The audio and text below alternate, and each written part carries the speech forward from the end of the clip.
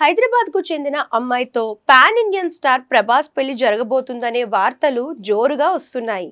నగరానికి చెందిన ప్రముఖ వ్యాపారవేత్త కుమార్తెతో ప్రభాస్ పెళ్లి ఫిక్స్ అయిందని, త్వరలోనే పెళ్లి జరగనుందని సోషల్ మీడియాలో వార్తలు వైరల్ అవుతున్నాయి.